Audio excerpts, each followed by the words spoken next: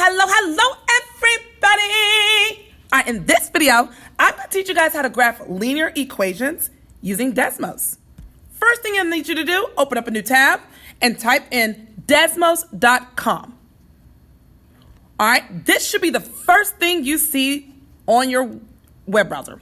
So the first thing you're going to do is click on that button that says Graphing Calculator, and it should take you here.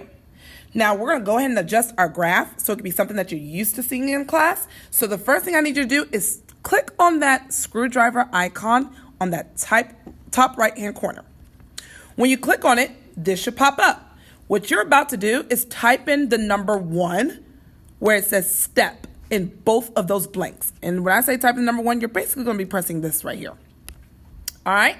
So after you type in the number 1, your graph should be adjusted to where you should see all the numbers. All right, the next thing you're gonna do is click on that text box that's in the top left-hand corner. We're gonna type in the first example. Y equals 2 over 3x minus 3. And just so you know, once we type this in, it's gonna graph the linear equation for us. So to type this in, first thing you're gonna do is press Y on the keyboard that's on the bottom. And if the keyboard hasn't already popped up for you, you'll just click this right here and it should pop up. After you press Y, you're going to click on equal sign. And then for the fraction 2 over 3, when you click on 2, click on the division button so it can give you that fraction bar before you click on 3.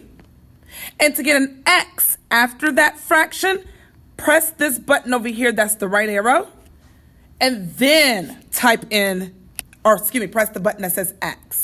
And then, of course, the subtraction sign, and then the last button, which is 3. And then it will type it in for you. It should automatically graph it for you. If you want to see the entire graph, just minimize that keyboard by pressing this keyboard button again, and it should go down, and you should be able to see the entire graph. And that's it.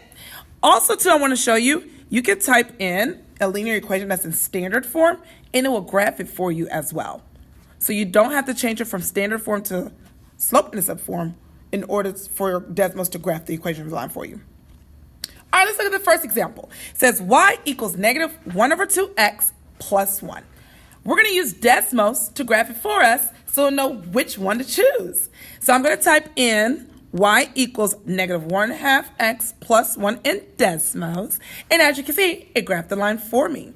And it includes those 2 dots. My y-intercept is at 1. And obviously it went down 1 and over 2 times. Or over 2. So when I go back to it, the correct answer is going to be C. And that's